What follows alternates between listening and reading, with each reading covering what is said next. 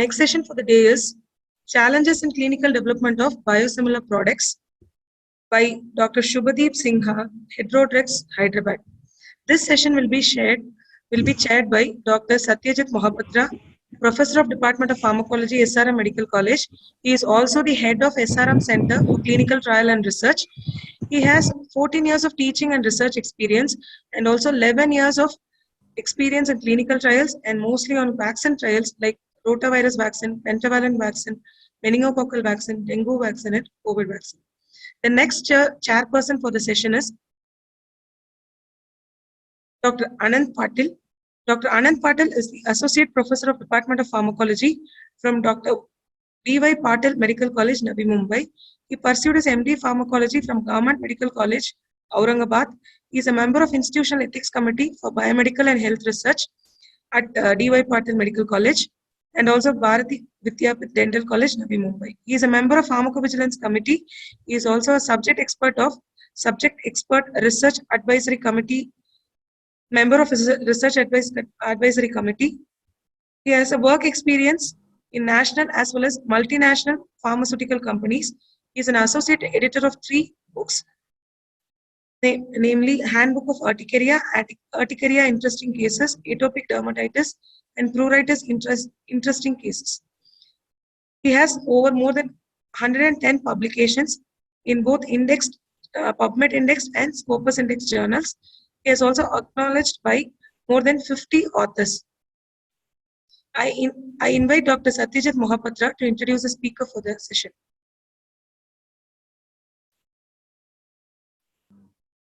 So thank you for this wonderful introduction. I think before Dr. Satyajit Mohapatra introduces the speaker, it was wonderful listening to Dr. Pawan, my good friend, and having an understanding of basics of biosimilars.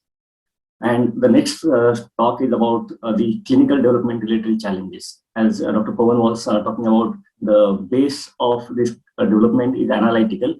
Although phase 1 and phase 3, they take a significant amount of time also, as well as the risk also in terms of approvals. So, over a period of time, India has contributed significantly in the development of biosimilars. The first biosimilar, if I'm not wrong, was approved in India way back in 2000, even when there were no guidelines available how to develop biosimilars and how to approve biosimilars. Later in 2000, I think 5 or 6, the guidelines came in. Though India is frankly leading significantly. Later, US and Europe, in fact, they are a bit behind us in terms of approving the first biologics in their respective markets. So we have a next session which we are looking forward to. I would request Satyajit Mohapatra sir to introduce Dr. Shubhadeep Sinha for his wonderful talk, which we are eager to listen.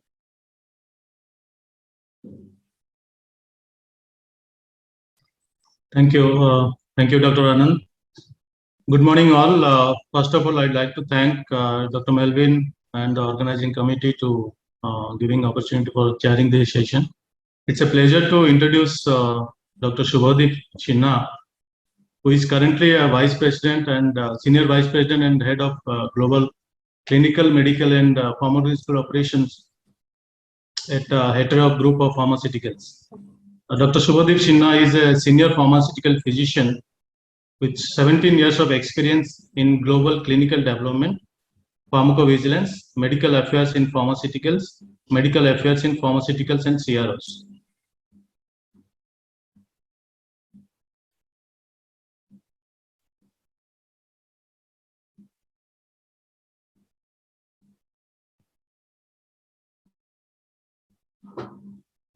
I think we lost the voice of Satyajit sir.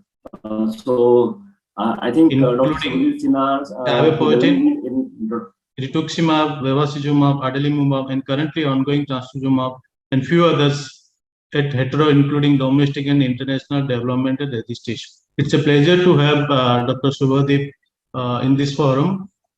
So I welcome Dr. Shubhadeep and hand over the session. Any participants have any questions can put the question in the chat box. At the end of the session, we'll have a discussion. Over to you, Dr. Shubhadeep. Thank you, Dr. Satyajit. Thank you. At the outset, I must thank SRM Medical College, Dean Medical, Dean Research, Pro Vice Chancellor, and definitely Dr. Melvin to have invited me to this excellent conference, which has been very well started by and the pathway laid by Dr. Pawan Singh. All the speakers today we know we know are known to each other. We've been working in this field. I think what profile that has been shown is actually an old profile. But anyway, that doesn't matter. I have been in the industry for about 22 years now, and we are. So I just wanted to correct Dr. Pawan that Hetero is one of the top 3 companies in, especially in biosimilars. We are in our 10th biosimilar right now, and some of the biosimilars have been already mentioned.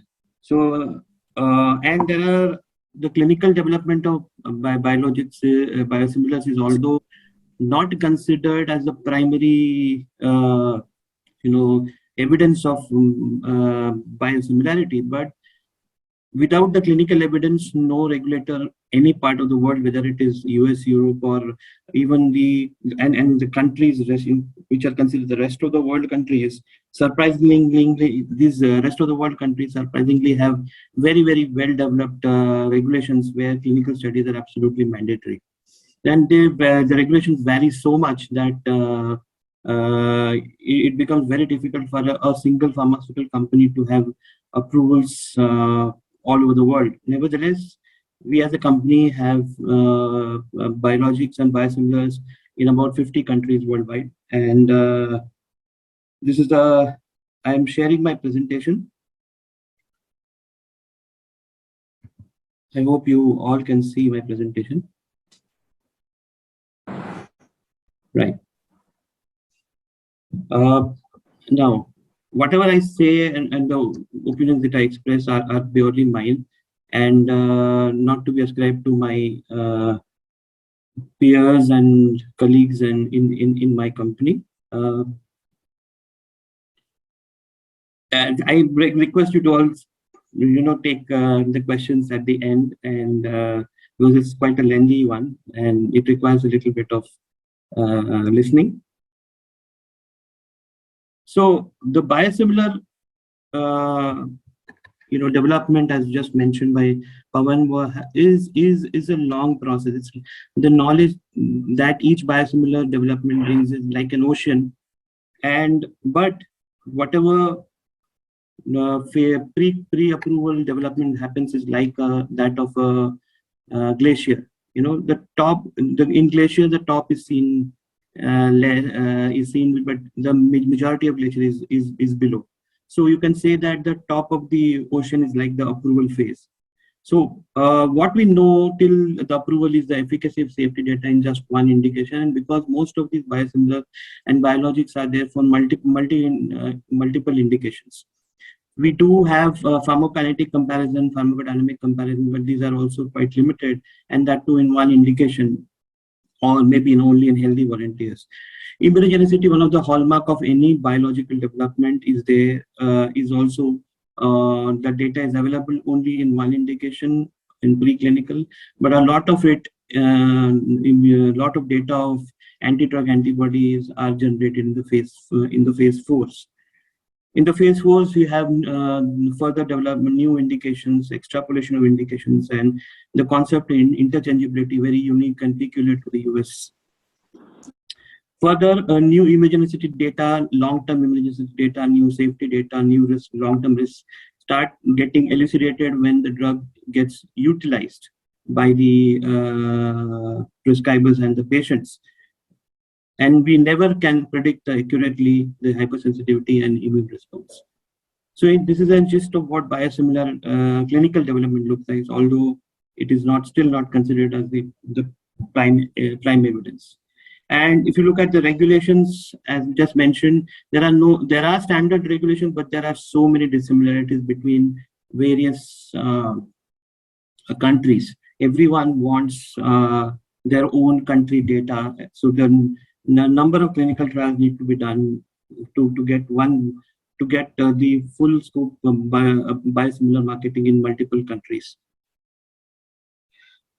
So there are two kind of regulations. One is the US-like regulations where the US follows a certain regulations where countries like Brazil are similar to that of US, whereas there are some EU-like regulations where the countries that have been mentioned on the left side. And then in between are the countries like India, Russia, China, and the Latin countries, which derive from both the type of regulations, but they have their own unique set of guidelines. So quickly, I'll go through the terminology. It's been already gone through. As you know, when we're talking here of biologics, biosimilars, we're not talking of vaccines now. We are only talking of biotherapeutic products which have been used for disease treatment. These include hormones, enzymes. Primarily, the monoclonal antibodies is what we will discuss. Then there are other blood-derived products, peptides, and animal-derived products. They have been used primarily in chronic and long-term life-threatening illnesses, as just seen here: diabetes, autoimmune diseases like rheumatoid arthritis, cancer. Now, cancer and rheumatoid arthritis are the two most common indications for which biologics have gotten developed. There are also asthma and cardiovascular indications, and they are classified as the recombinant non-glycosylated proteins, glycosylated proteins, and peptides. So we are only focusing on the glycosylated proteins here. And even by the definition, Europe and US are different. That Europe says that the biosimilar is a version of the active substance, already authorized as a reference product. So I'll keep using some reference product in the European Economic Area, which has shown similarity to the reference product in terms of quality, biological activity, safety, and efficacy, based on the most important term, comprehensive comparability exercise.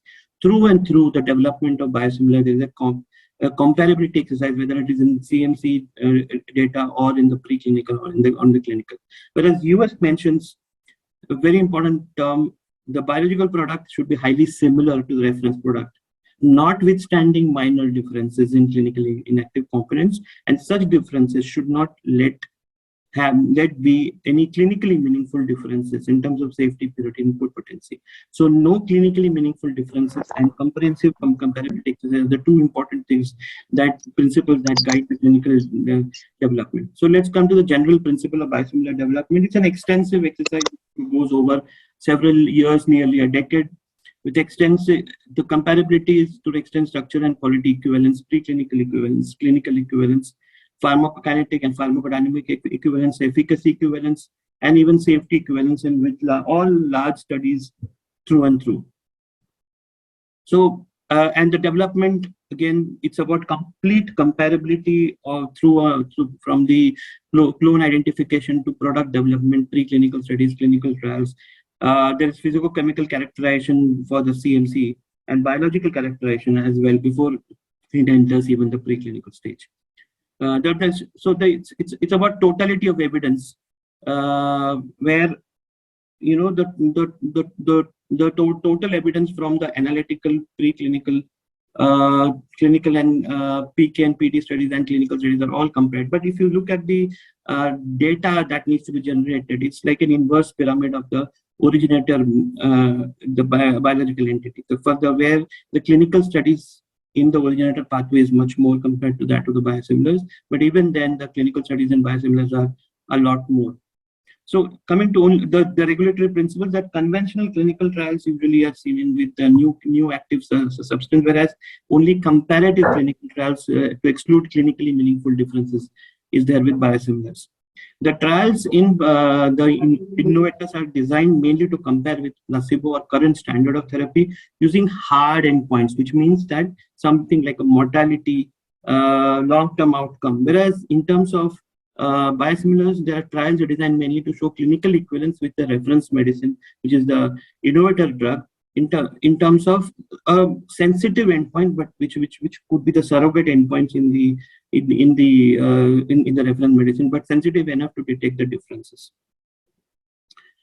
So before coming to clinical, so we must understand what more goes into the development, such as first is the physico-chemical characterization, where physical properties, protein characterization, impurity related, product related impurities, process related impurities, and receptor binding and cell binding assays are done.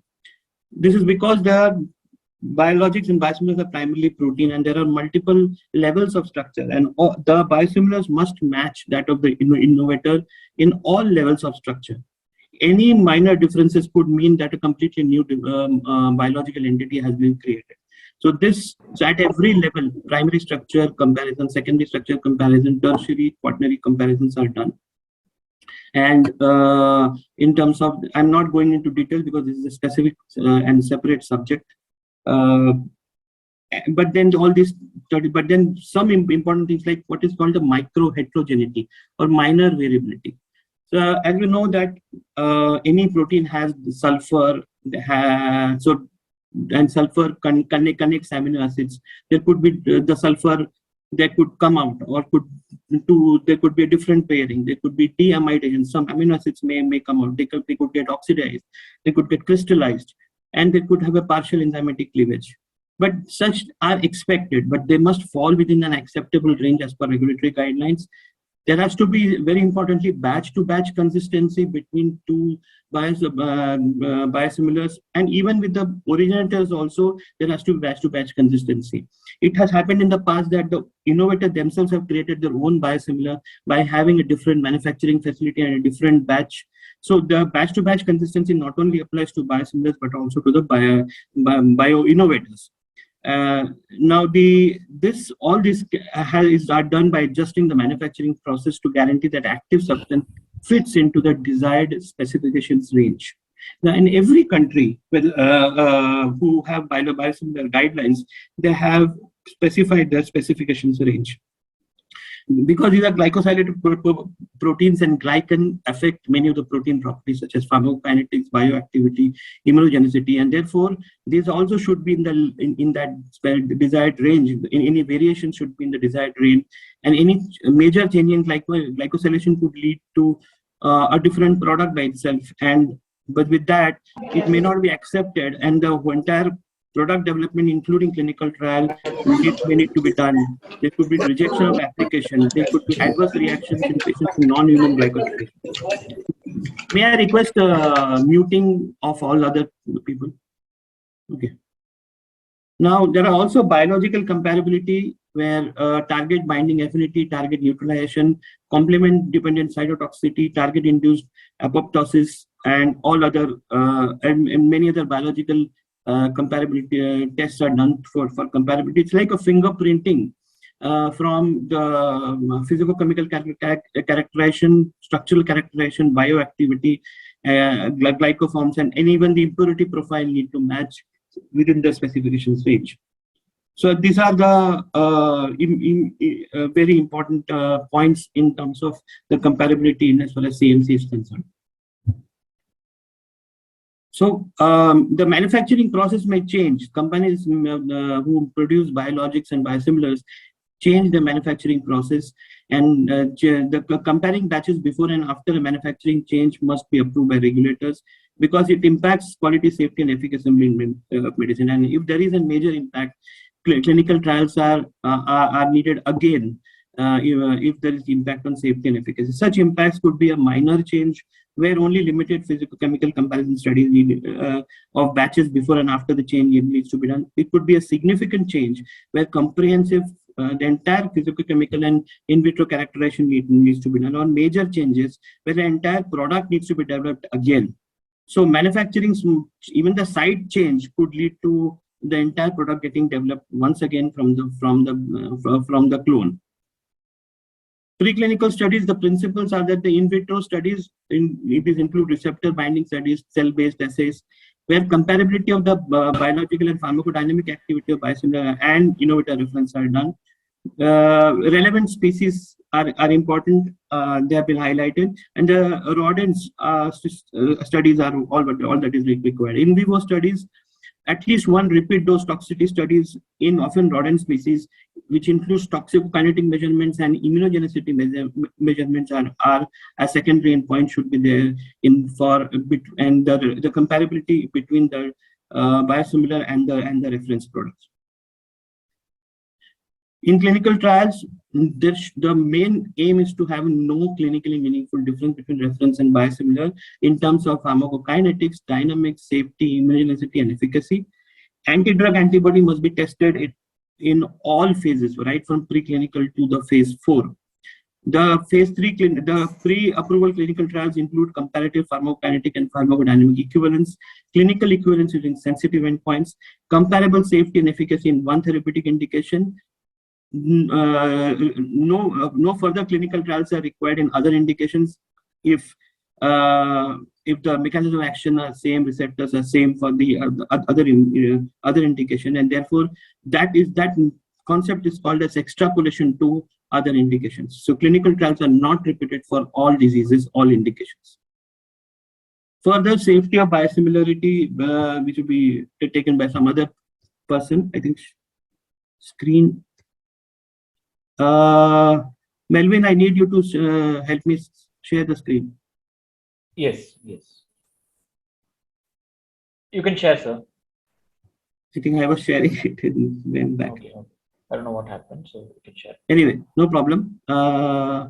Safety of biosimilarity, which includes concepts like unique naming. The biosimilars must be named separately. There are certain guidelines for that. Accurate product identification, including the QR code and in the batches, and batch identification and immunogenicity assessment are important aspects besides the routine adverse event monitoring. Interchangeability, switching, and substitution of a reference medicine by a biosimilar is important for patient access, because biosimilar, whatever said and done, are definitely more cost effective than by the innovators, and regulations vary. US FDA has very specific guidelines for interchangeability and switching. EMA leaves it to the member states and to the prescribers. Coming to the specific on the clinical development, phase 1 and pharmacokinetic studies. So when we hear phase 1 in case of new chemical entities, it essentially means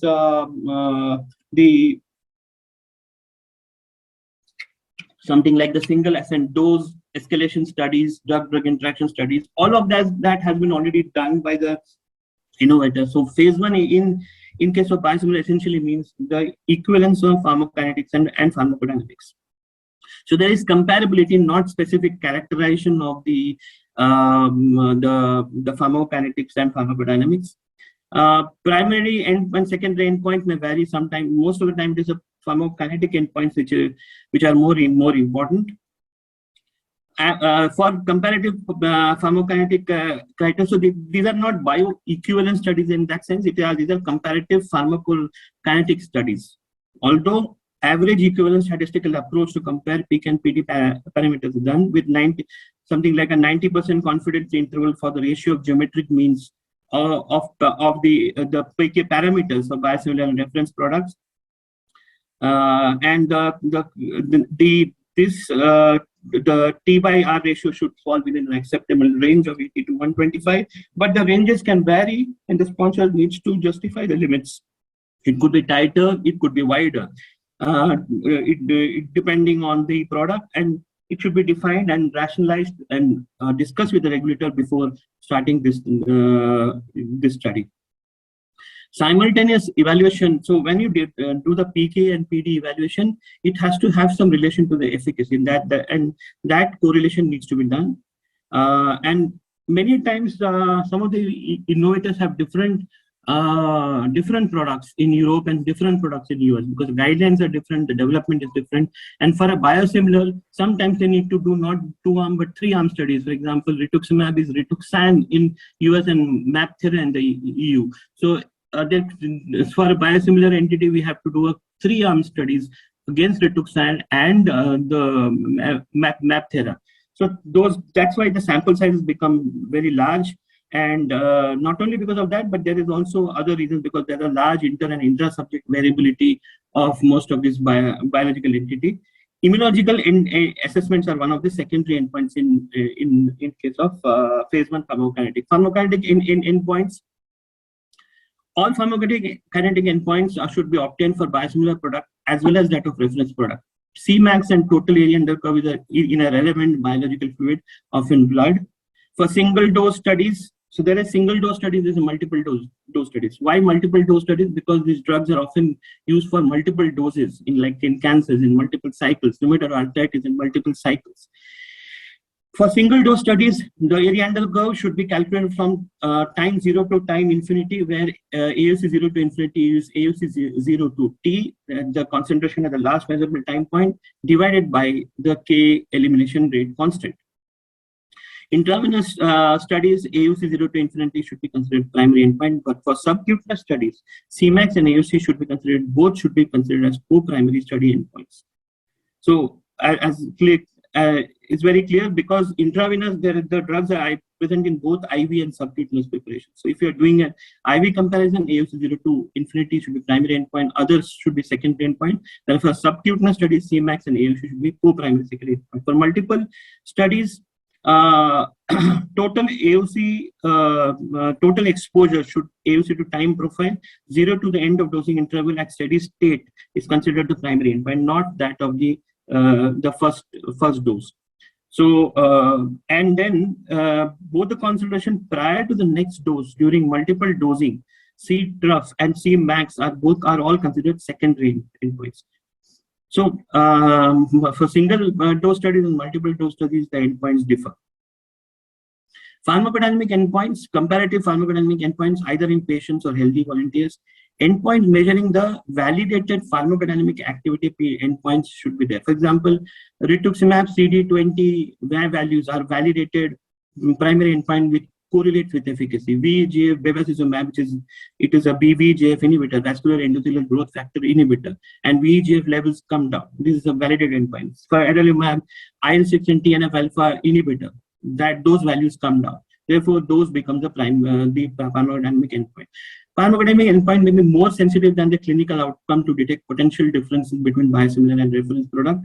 And as can be understood, these are based on laboratory tests, because all these parameters are present in blood, and they are estimated with specific analytical methods. So comparative PD study in patients or healthy volunteers, when selection of appropriate time points and duration of measure of PD parameters will depend on characteristics of PD biomarkers. Most often, pharmacodynamic endpoint should be taken at every PK endpoint. So that PK-PD correlation can be done. If only one pharmacodynamic measurement is available, measurement should be linked to a simultaneous drug concentration measurement, that is PK parameter. And PK-PD relationship is very important. PK-PD studies can also be part of a combined phase 3 and phase 1 study wherever applicable, wherever allowed. Route of administration the pharmacokinetic and dynamic studies in phase 1 should be conducted using the same route of administration for the proposed biological product and the reference product. Meaning that if the biological product is used to be used by subcutaneous route, then the PK study should be done by the subcutaneous manner, or by the IV, if it is IV. The PD similarity should be the one most sensitive for detecting clinically meaningful difference. Most sensitive route is likely to be subcutaneous or other extravascular route of administration, because the extravascular routes can provide insight into potential pharmacokinetic differences during the absorption phase and in addition to distribution and elimination phase. Whereas in intravenous route, it is direct, there is no absorption phase as such, it is directly bioavailable. So the subcutaneous routes are often the most sensitive assessment for differences, even for differences in immunogenicity. Dose selection, most sensitive dose should be selected to evaluate differences in the PK-PD profile, and which should provide clinically meaningful and interpretable data. If the study is conducted in a patient population, the approved dose for reference product on the appropriate. So whatever dose is used for therapy should be used for PDA and PK study. However, if it is a healthy patient, a lower dose can be utilized and a lower dose on the steep part of exposure response curve is generally more appropriate when PD is measured in healthy subjects. Study population, healthy subject versus patient. If the So both type of studies are done for evaluating differences. It should be ideally conducted in a healthy subject because it's a phase 1. In phase 1 studies, and healthy subjects considered more sensitive in evaluating the product similarity and less likely to produce PK and PD variability because there are no confounding factors such as underlying concomitant disease and the underlying and requirement for concomitant medications. The variability is much lesser, but in some cases the biosimilar may not be possible to be given in healthy volunteers. So such cases, patients should be utilized, and then the entire PK/PD study can be done. Study design. So single dose randomized crossover study is recommended for any product with a short half-life, shorter than 5 days, a rapid, where there is a rapid pharmacodynamic response, a low anticipated incidence of anti-drug antibodies there. This design is considered the most sensitive to assess PK similarity. For a pharmacodynamic similarity assessment, a multiple dose design may be appropriate when PD effect is delayed and otherwise not parallel to a PK profile. A parallel design, but most of the biological products require a parallel design because most of them have long half-life and they elicit immunogenic response. So in a crossover study, there is a washout period. In washout period, it is not possible to eliminate the anti-drug antibody. Therefore, the most preferred design is the parallel design, and it is most appropriate for diseases that exhibit time-related changes associated with exposure to the drugs. Bioanalytical methods, this is the most important problem and the challenge to develop an appropriate bioanalytical method for both PK, PD, and immunogenicity.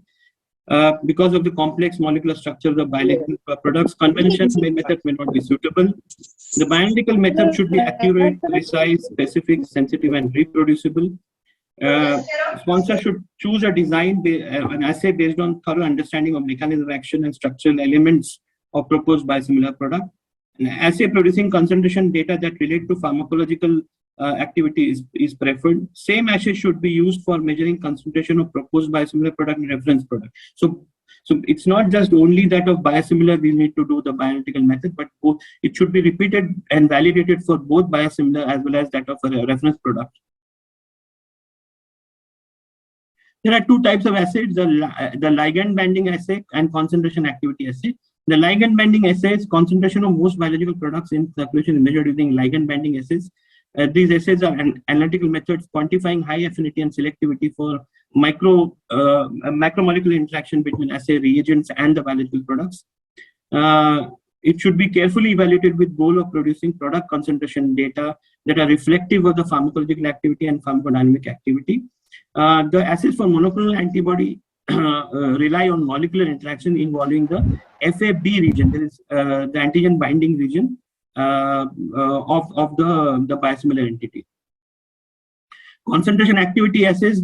So most of the ligand binding assays are through with the help of ELISA, whereas concentration and activity assays are with the help of the spectrometries, can be used for quantification of proposed biosimilar and reference product. So both the biosimilar and reference product must be quantified, and depending on some biological products should have more than one assay to characterize systemic exposure. If in such a case, mass spectrometry like LCMS and UCMS should be used for distinguishing structure of product and its variants. Large molecular pharmacokinetic assays are generally ELISA, where capture anti-biosimilar antibody binds to biosimilar and to be detected by the conjugated detection antibody. And the assay sensitivity should detect 5% of Cmax concentration. So that is further bioanalytical method development validation involves optimizing the procedures and conditions by extracting and detecting the analyte. And there are various points for the bioanalytical method development. I'm not going into further details of these. Pharmacodynamic, again, these methodologies should have suitable assays for detecting the pharmacodynamics. Often these are and they should be rational for selection of the PD endpoints and demonstrate the quality of assay should be optimum. They should be sensitive. Multiple PD assays might be particularly useful to reduce residual uncertainty. So the main concept is of residual uncertainty regarding clinically meaningful difference between products. So PD assays should be also detecting those. The general guiding principles of choosing PKS also apply to PDS. This includes specificity, reliability, and robustness. So then you have the most important concept of interchangeability. Somebody else is going to take it, but just to mention, it is basically, although they are comparable to innovator drugs, biosimilars cannot be prescribed interchangeably with that of the innovator drugs, and specific studies are required. It means that the risk in terms of safety or diminished efficacy of alternating or switching between the innovator and the biosimilar is not greater than the risk of using the reference product without such alteration. So so there are switching studies required, and to look into this diminished efficacy or worsening safety. The switching studies include switching is referred to the not only switch from reference, that is the innovator to test product, but test to reference product, but also from test to test product and reference to reference product. That is one batch to another of test and test, and one batch of another to reference. So there are crossover designs available here: test, reference, test, and reference test. 4x2 crossover designs. Where the alternating means that alternating from the biosimilar to that of the innovator, and then back to the biosimilar, or the innovator to biosimilar and back to the innovator. So in this case, a 2-sequence 3-period dual design may be useful, and both concepts can be together done in modified crossover design, where both the switching and alternating methodologies, the pharmacokinetics can be compared. In addition to which, the safety also of the in all these studies of interchangeability, safety is also one of the secondary endpoints. In phase 3, comparative clinical trials, as you can see, for innovators, long-term outcomes, hard outcomes like survival, progression-free survival, overall survival are most important. For a biosimilar, the response rates, which are surrogate endpoints in innovators, are the primary endpoints, which detects the it is basically detect the differences between the biosimilar and the innovator. So there are various challenges, just like phase 1, which in phase 3 as well. There should be adequately powered randomized parallel group studies with equivalence or non-inferiority design. There are no phase 2 dose finding studies, only phase 3 studies are done. But in some countries, some geographies like Russia and some other countries, even they require phase 2 studies also to be done, even though it has been done by the innovator. These are only few countries like that. And then PV plan and risk minimization measures should be done. An equivalent design is more preferred, in which results are within the pre-established range, but they also allow a non-inferiority design if appropriately justified. Non-inferiority trials are smaller in size than equivalence trials and exclude but then the non-inferiority trials cannot exclude the possibility of increased activity of biosimilar and more adverse events. And therefore an equivalent design is more rigorous in demonstrating biosimilarity of biosimilar versus branded product. When I'm talking equivalence, it is not only the pharmacokinetic equivalence, but also equivalence in terms of efficacy and safety. Study indication with the, so as you know, the biosimilars and biologics have multiple indications. Indication with the highest placebo adjusted response rate may be the most sensitive for detecting any potential difference. For example, in case of adalimumab, which is used for multiple indications including rheumatoid arthritis, ankylosing spondylitis. Rheumatoid arthritis is the best indication for placebo adjusted response rates. For bevacizumab, it is used for colorectal cancers as well as for the non-small cell lung cancer. So both of, and then some other cancers like ovarian cancers, etc. But then the non-small cell lung cancer and colorectal cancers have the best placebo-adjusted response rate, and either of these can be used as a study indication. It is very desirable to conduct a biosimilar study in patients who are naive to biological therapies. For example, patients who are with cancers who have only been treated with chemotherapies and not biological therapies earlier, fare better in terms of efficacy than those who have been already treated or those who have relapsed tumors with previously treated primary tumors. Targeted population, again, as mentioned, that those which are most sensitive, like in bevacizumab, colorectal cancer and non-small cell lung cancer, both are either of them can be used, and the mechanism of action of that drug against both of these are similar. So the other, automatically there is approval for the other indication as well. This is called extrapolation of indication. Biosimilars approved for cancer therapy are granted approval for indication that are held by reference product and no more. Extrapolation of indication, all authorities recommend extrapolation of indication across indications. Scientific justification must be provided for extrapolating the data. What are the points? There has to be already established similarity in terms of physicochemical characterization, biological characterization, preclinical assessment. Mechanism of action should be same as for other clinical indication. If the mechanism of action and receptors are different, then another trial needs to be done for the other indication. Clinical safety and efficacy is proven in one indication. For example, in bevacizumab, either colorectal or non-small cell lung cancer. Similar pharmacokinetic and biodistribution of product in different patient populations are seen. Similar immunogenicity in different patient population, and no difference in the toxicity of each condition are seen. Excuse me. So in such cases, whether it is quality comparison, preclinical assessment, same mechanism involved receptor, and clinical efficacy and safety proven in one indication, only then extrapolation of indication to other indication is approved for biosimilar. New indication which is not mentioned by innovator will be covered by a separate application for a biosimilar. For example, if a company wants to try the biosimilar for other indication apart from that of the innovator, they need to do a separate study and separate application. Disease activity, it is important that patients should have active disease study and say as per standardized disease severity criteria like IWG criteria for non-Hodgkin's lymphoma, there are RECIST criteria for solid tumors. And background therapy is very important in case of rheumatological indications. For example, it has been seen that if in a rheumatoid arthritis, if adalimumab or rituximab is given alone, the efficacy is much lower, and also the anti-drug antibody is much higher. However, if there's a concomitant administration of methotrexate, both the efficacy is higher and anti-drug antibody is lower. And therefore, background therapy, whatever is the standard background therapy, in case of cancers, the chemotherapy, standard chemotherapy, example, non-Hodgkin's lymphoma, you have the CHOP therapy, CVP therapy, should be there as a background therapy. On top of it, the biosimilar needs to be given. And similarly, in the reference arm, the CHOP or the CVP therapy, on top of it, the reference innovator should be given, and then the efficacy is compared.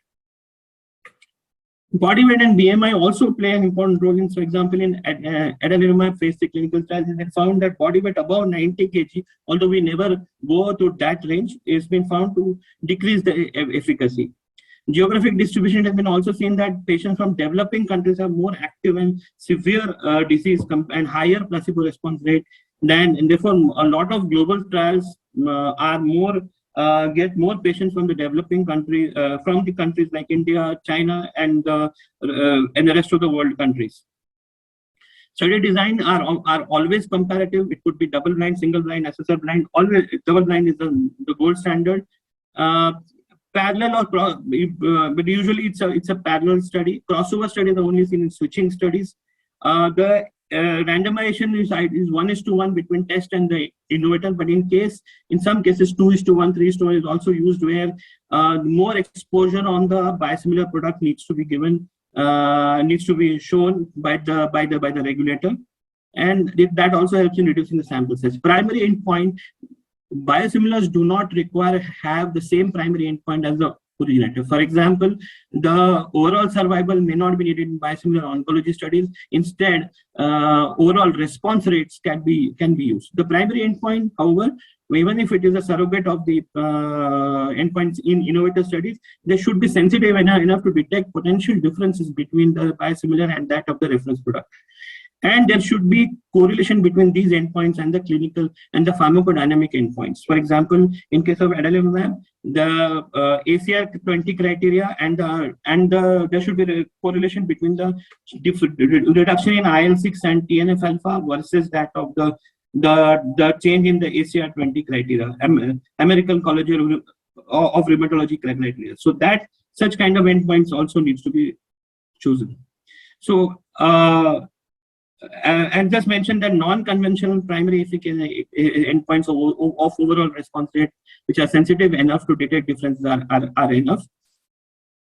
And it's the same thing here. Non-inferiority equivalence design is preferred and over a non-inferiority design. But however, a lot of studies are done on adequately justified non-inferiority design.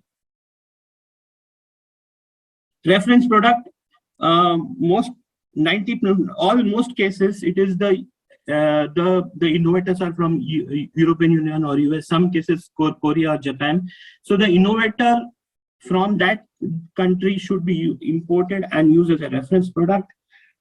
And in some countries, however, the first licensed biological product becomes the innovator. It's like in ASEAN countries, where there are countries where they allow even the first used biological product, even though it's a biosimilar globally, as a reference product.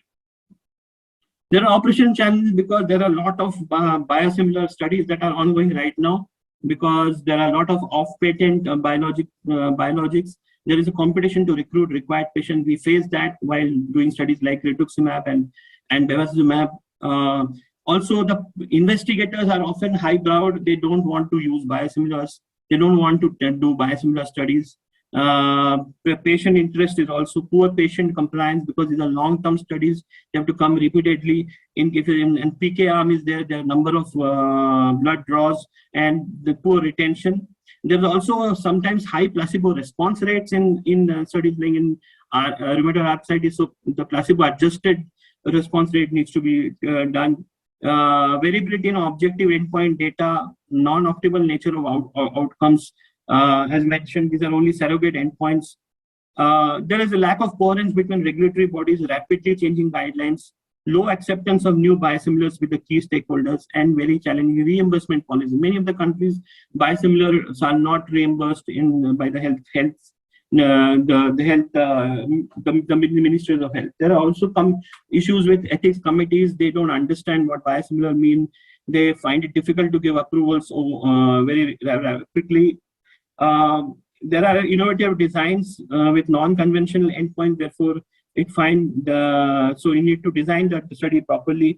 The standard of care also are evolving. So for example, in cancers, there are when we are doing studies on rituximab, there was CHOP, then there came mini CHOP, and then some other pre-existing chemotherapy regimens came in. So you need to also keep on doing more studies with the new change of standard of care. Patient consent in now biosimilars have become commonplace in India. So governments are also giving free biosimilars. So they want to know, why should I enter the study if I get the approved drug anyway, free of cost? There are too many visits, low recruitment rate, and high cost. So the patients and physicians must be educated for the benefits of taking part in biosimilar study, and there should be tools to maximize recruitment per site per cost. Specific immunogenicity should be evaluated during entire product development, not only in non-clinical analytical method, but in pre-authorization studies there are limited sample size, whether it's in preclinical or in the phase 1 and phase 3, and therefore long-term post-authorization studies of immunogenicity needs to be done. An example of immunogenicity are number of agents like adalimumab, infliximab, they cause reduction of TNF-alpha, reduction of immunity, and reactivation of latent tuberculosis. So tuberculosis becomes an exclusion criteria. Certain agents can cause pure red cell aplasia because of immunogenic response to endogenous molecules. So what happens, the anti-drug antibody alter the pharmacokinetics of drug, remains longer in circulation, efficacy can get enhanced. If half-life gets reduced, potentially its efficacy is reduced. Neutralizing antibodies can completely change the efficacy and can lead to serious adverse events. Effects on safety, anti-drug antibody can extend half-life and also extend the toxicity of the drug. They can form product complexes between the product and the antibody and can get lodged in the kidneys and the other organs and cause organ failures. So immunogenicity is very important. The immunogenicity assay methods are often done on ELISA and captured in a biosimilar coated plate and detected with a conjugated biosimilar and with a sensitivity of 100 nanogram per ml of ADA. These are the various points while doing method validation. I'm not going into further details. Post-authorization efficacy studies are also, then it does not stop at phase 3. It then comes to post-authorization studies. There are post-authorization efficacy studies and safety studies. There are another session on this, just giving you highlights. Post-authorization efficacy studies based on particular medical, so efficacy studies needs to be done because in larger population, in new indications, and studies involving, so they could be either randomized or non-randomization studies. Randomization and comparative studies provide basis for standardized method of statistical analysis, and results are more reliable. For example, in India, post-authorization efficacy studies are a mix of efficacy and safety, involving at least 200 subjects with safety as primary endpoint and efficacy and immunogenicity as secondary endpoint. In many other countries, post-authorization efficacy studies are required.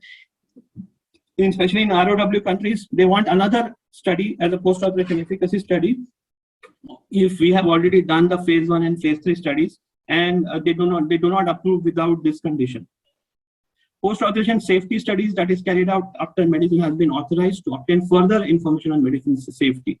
These are in large numbers, often these are non-interventional studies where the medicine is prescribed in accordance with the terms of marketing authorization, and there are no comparative arm. It is prescription driven, no additional diagnostic and monitoring procedure, and data analysis uses epidemiological methods. In India, it consists of, these are called post-marketing surveillance studies or active PMS involving observational studies. This is beside the studies which we mentioned as phase 4 studies. And just giving a last is the highlights on clinical on the almost all countries across the world, major countries have biosimilar guidelines, but these are just mentioned the ICH countries and India. But then there are countries, ROW countries, which also have very, very well developed biosimilar guidelines. The US biosimilar developed guidelines for the innovator is 351A, and for that of biosimilar is 351K. But there are two different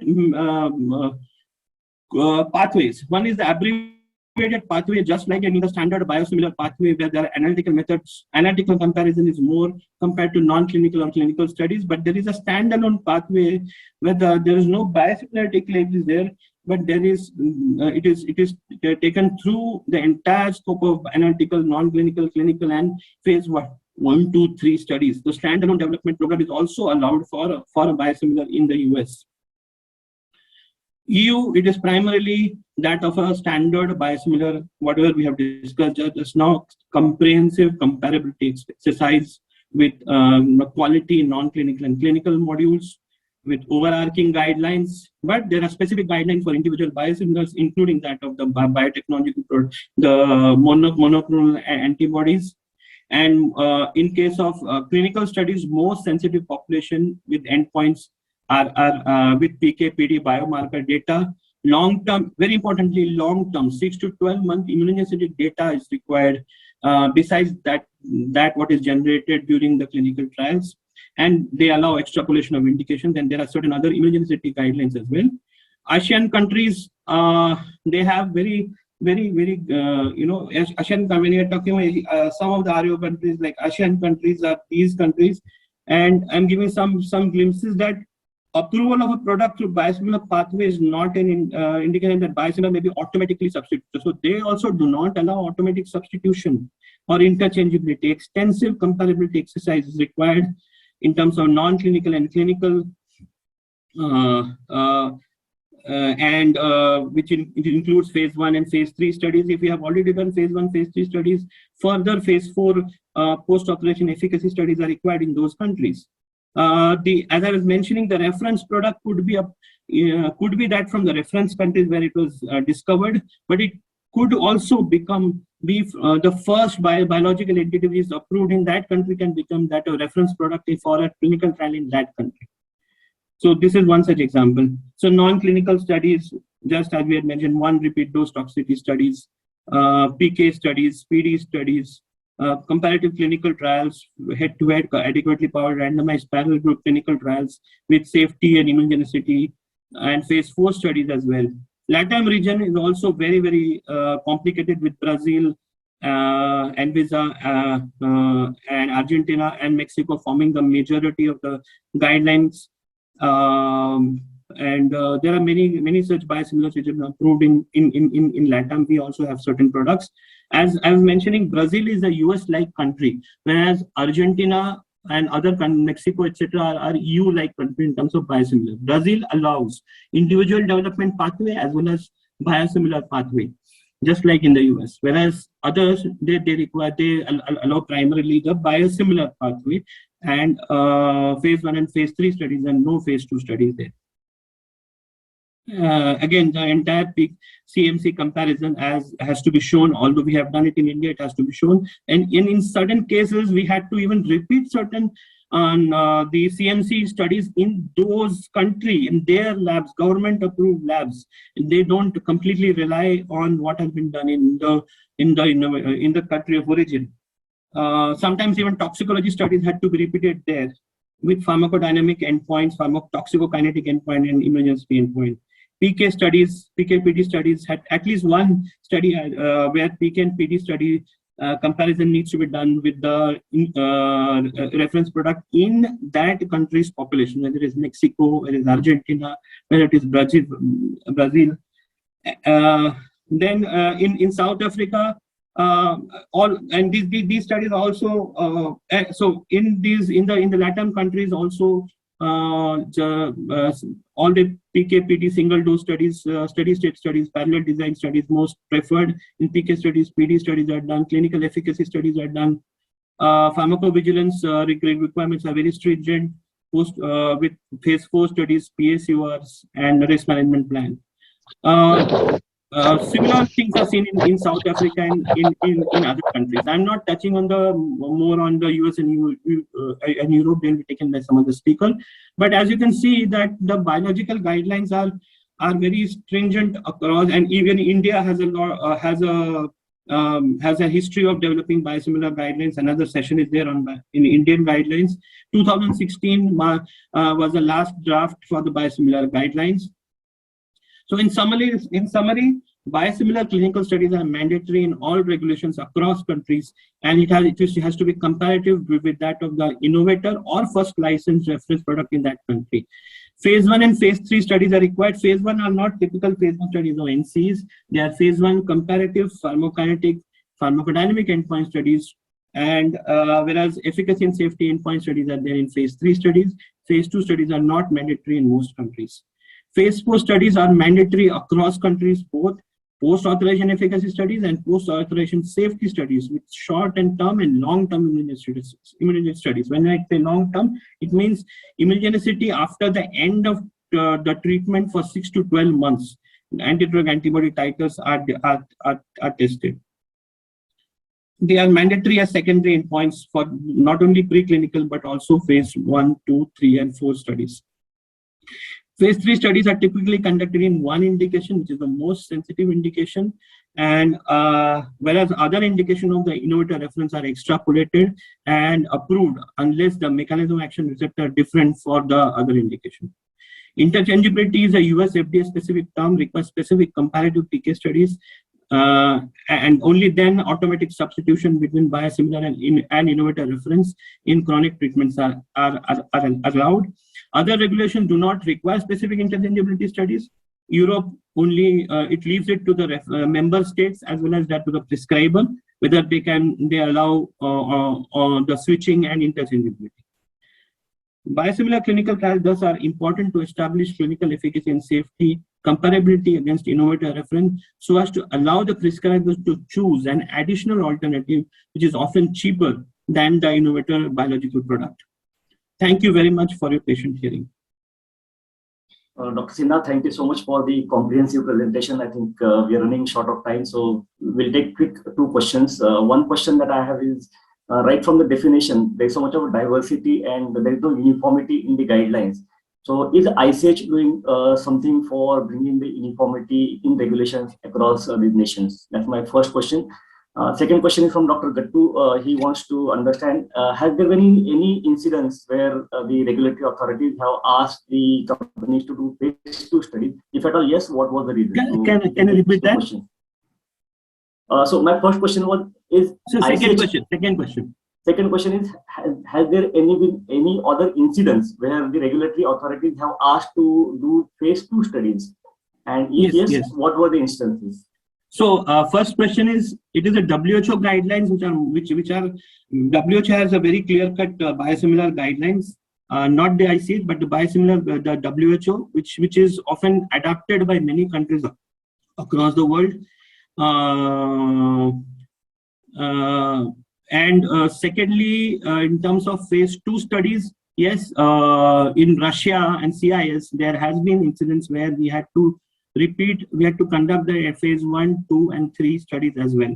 So there are some other countries in even in Africa, some of the countries, a few countries have asked us to conduct phase 2 studies in that country. So we had to do a repeat phase 2 and 3 studies, although they accepted the phase 1 studies. I think we'll take the last question. There's one more question. Is the thing true that biosimilars, they work better in the patient who is coming for the first time rather than those patients who are either resistant patients or the relapsed patients? So that is one of the questions in the chat box. Can you repeat that? I again lost it. Yes. Is it true that the biosimilars work better for the patient who come for the first time rather than patients who are resistant or relapsed cases? No, it's not that. When I mentioned about the clinical trials, that primary disease and naive treatment there, it is in the clinical trials, you need to detect the differences between the biosimilar and the reference product. So for that, a primary disease with naive therapy is the best bet to detect the differences.